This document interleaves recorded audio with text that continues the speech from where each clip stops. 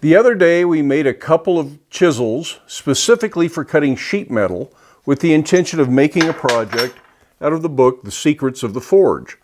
So today I thought we would start on that project. I don't think we'll finish it in one day, but we can see how far we get. And the project that we're going to work on is an iron butterfly. I suppose I should have In-A-Gadda-Da-Vida playing while we look at this, but that's just the way it goes. So this is a fairly basic project. I think the most technically difficult part of this really is going to be cutting this out using a chisel, which is what they recommend. And there are good reasons to cut this out with a chisel. Of course, one of the best reasons to use a chisel is that you can make the tool to do the job. You don't need to go out and buy anything. You don't need to buy a plasma cutter or a water jet cutter. Not that most of us could afford a water jet cutter, but you don't need to hire somebody to cut it out, which you have to pay setup charges and all that kind of stuff for. This is readily accessible. If you don't have one, you can make one, and we showed how to make that the other day. So cutting out with a chisel is a good skill, and if you're not doing a lot of sheet metal pieces, the time spent is well worth it compared to the cost of a plasma cutter or paying somebody else to do it. And yes, you could also do this on a bandsaw, although it's going to be hard to get into some of the more intricate areas on a bandsaw. So there would be lots of cleaning up with a file or a small grinder, whereas with a chisel, you'll have a lot less cleaning up to do in the long run. Even if you have a plasma cutter or a bandsaw and are inclined to cut something like this out that way, I do encourage you to learn to cut sheet metal pieces with a chisel, just in case you don't always have that tool, and so you can experience the way our ancestors might have cut out sheet metal parts. But there is more to it than that. The character of the cut and the finished piece is different when you cut it with a chisel. It doesn't look the same. And it's probably better if we show that. If I can illustrate why it looks different, will make more sense than just telling you that it looks different. But it's not all the same. You can tell a difference in pieces that were cut with a chisel if there is not a lot of work done later. If you're going to do a whole lot of manipulation to a piece and it's going to be completely reforged after it's cut, you probably can't tell the difference. And in that case, plasma cutter bandsaw makes a lot more sense to save time. But on something like this, I think the chisel is going to leave some telltale evidence that enhances the overall appearance of the finished piece. So the first thing I did for this project is I made a little sketch of a butterfly based on the butterfly in the book. It's not going to be exact. This book does not have patterns. I suppose you could photocopy the picture in the book and then cut and paste it on and scale it up or scale it down to get what you want. But it's not that hard to make a simple sketch, and we're going to do so much forging, you're going to change it quite a bit anyways. So I'm going to go ahead and cut this out, and this will give me a pattern that we can then follow.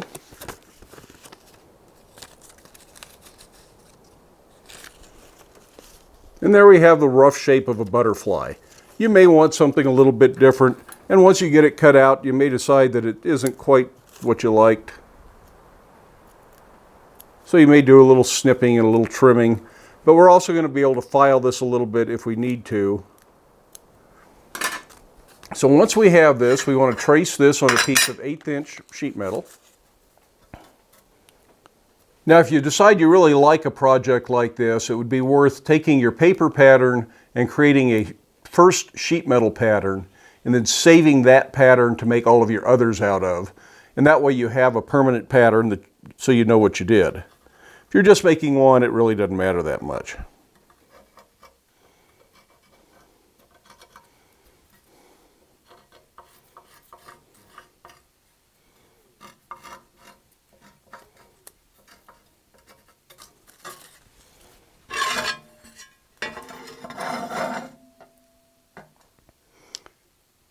Perhaps this one looks more like a big moth, but I think we'll be able to make it look like a butterfly before we're all done. So of course, the next step will be to cut this out. And we're going to use these two chisels as much as possible, but I have other smaller and slightly curved chisels that'll cut a radius better if we need something else. So you might need to make a half dozen different chisels if you're going to do this kind of work a lot. But we'll do as much as we can with the two that we've already made. Some of these little corners down in here can be very difficult to chisel. So I'm going to drill a relief hole there, and that'll help keep it from cracking, and will make the cutting go better.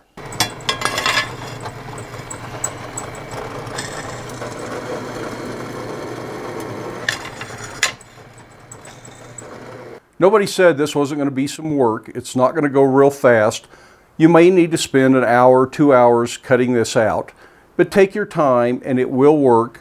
And if you're only doing a few of these, you don't have to go buy a plasma cutter. Now these holes create a little bit bigger curve in here than I had drawn, but that's okay. I can adapt to that. I can make this work. And we're just going to follow the lines around. We're going to take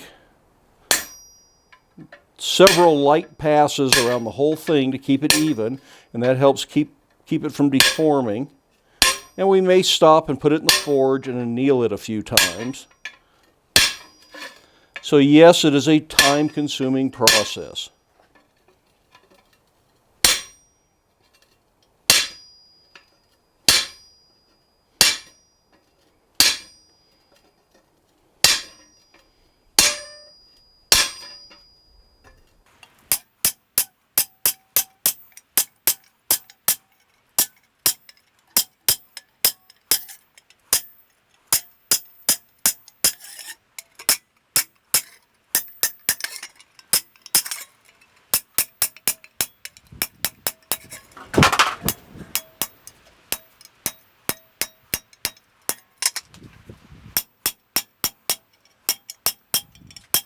So I'm going to work on this a little bit, and then I'm going to go over to the treadle hammer and we will look at what it looks like to do this under the treadle hammer. Boy, with the back wall of the shop missing, the light is really good for doing this right now.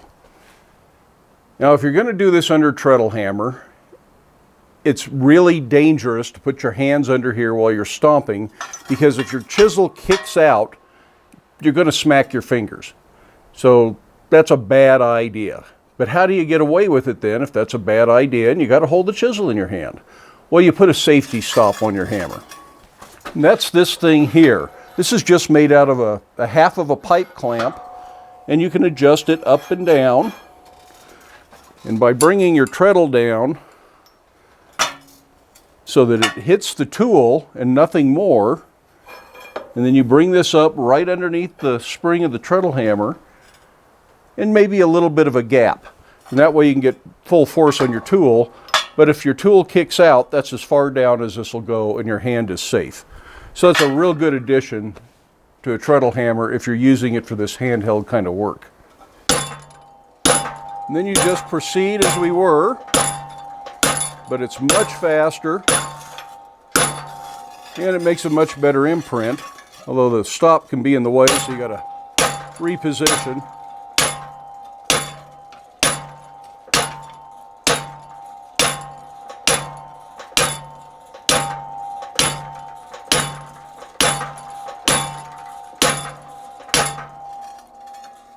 Like I did on the other side, I'm going to omit these little scallops. I'll deal with that after we've got it cut out. I think that's just too much in and out. And we would have to go to about a half dozen extra chisels, whereas I think the two we've got will do the pattern as is if I don't do these.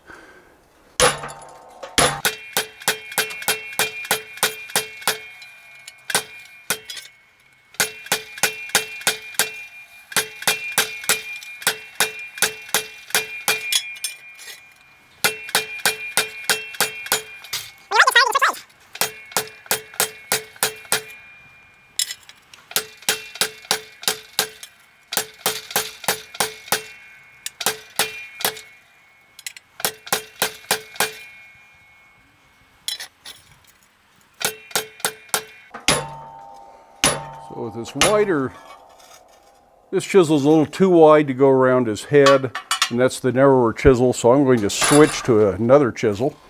So it does pay to have an assortment of different tools for doing this kind of work. I think I'm going to go to the skinniest one at this point. This is also a skinnier tool, so treat it more gently.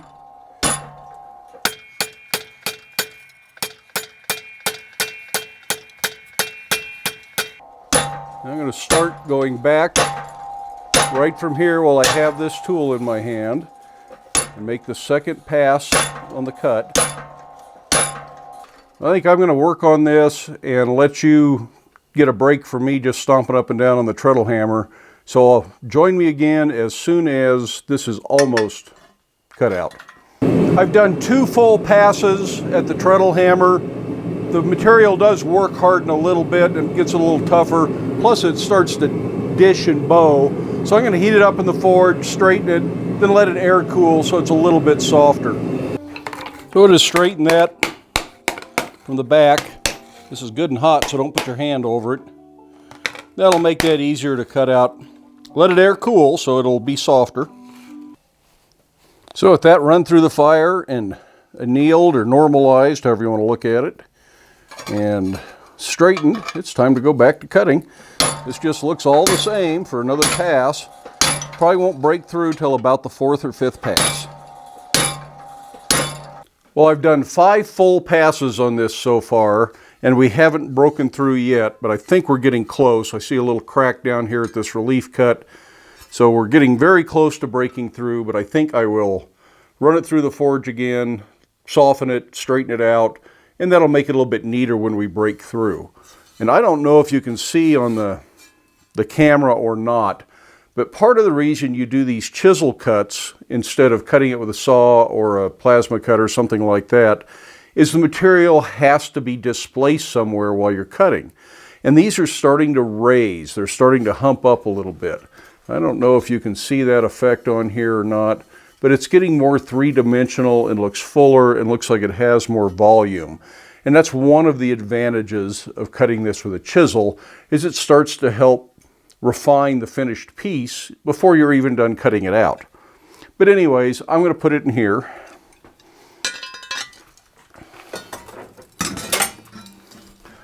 I'm going to straighten it, then I'm going to put it back in the forge and let it cool at the forge overnight because it's getting kind of late. I didn't start this till late in the afternoon.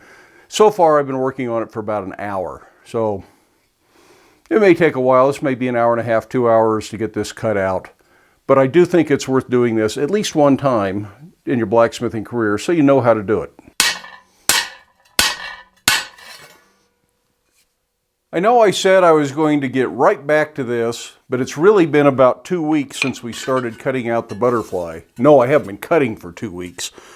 It's been sitting for most of 2 weeks. There's probably about an hour's worth of work into cutting it so far. I'm probably 3/4 of the way through, maybe a little further. So it's about ready to cut all the way through. And I thought I would finish it here at the Anvil just to show that you don't have to have a treadle hammer to do this kind of work. As you get close to breaking through, a soft plate on the anvil is a good idea so you don't accidentally cut your anvil. And again, you want to work all the way around the piece.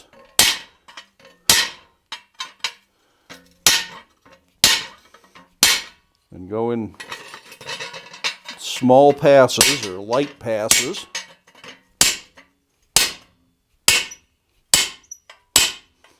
Because of the curved edge of the chisel, you should be able to just rock it up, advance it about 1/3 or 1/4 of a chisel width, stand it back up, and just do this. And that makes for a nice even cut.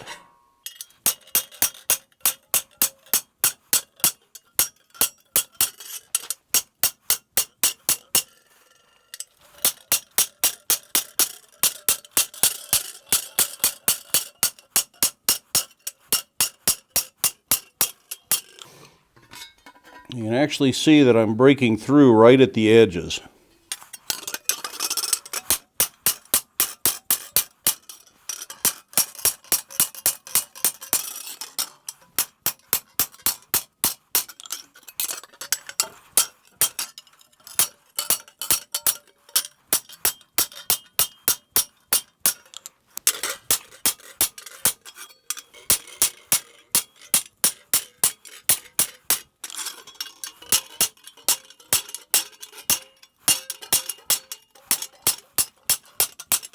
Now if you put a light behind this, you can start to see all the little places where it's breaking through, as well as all the holes. You should be able to see some stuff down in here. So we are just about to cut through. One more pass and we're probably about done.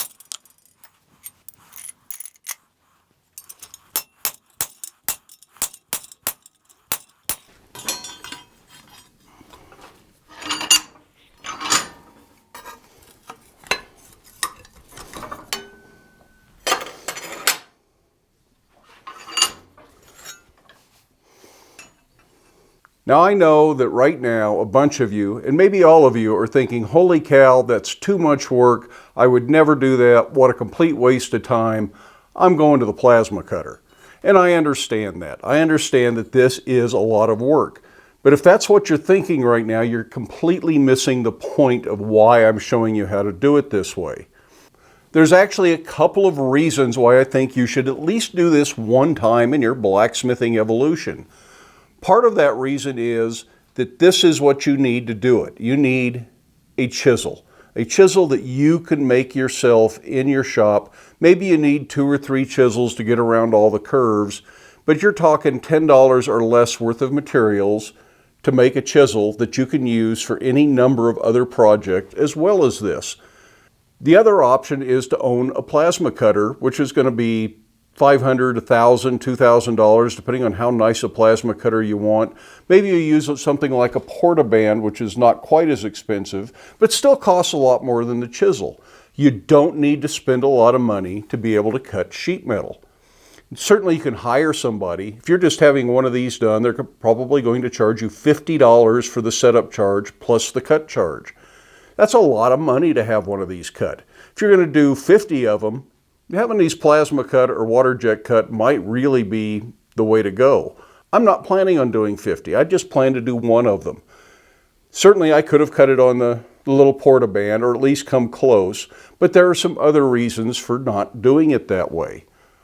Part of it is the experience, to learn how our forefathers did things. The blacksmiths that came before us, this is the technology they had. They didn't have bandsaws, they didn't have plasma cutters, they didn't have water jet cutters.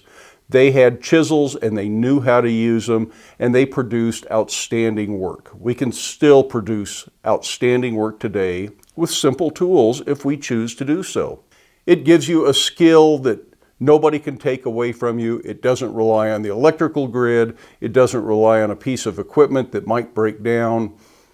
It's a skill that you'll always have, you'll always be able to use. You'll find other applications for it besides just cutting out a simple iron butterfly.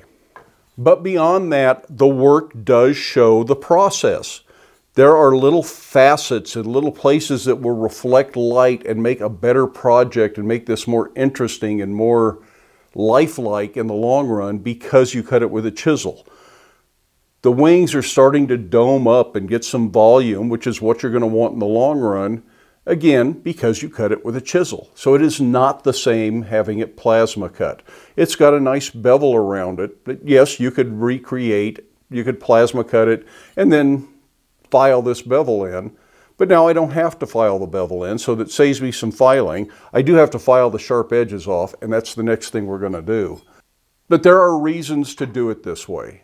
You don't have to. I'm not saying you have to do it this way, but I think it's worthwhile to develop the skill, to learn the technique, and then you can make an informed choice on how you want to do it if you're going to do this kind of a project in your own shop.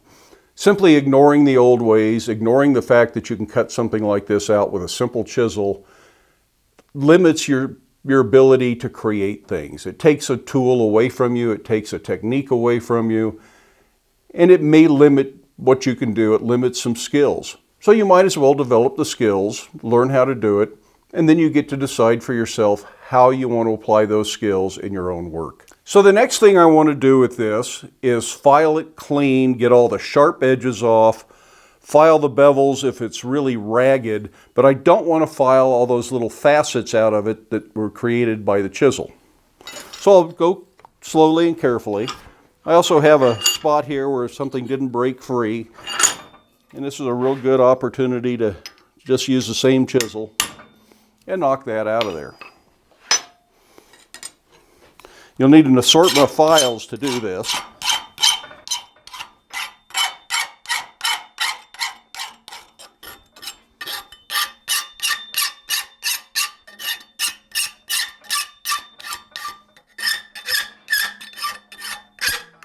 As you get to the beveled edges, this is a good place for a filing vise.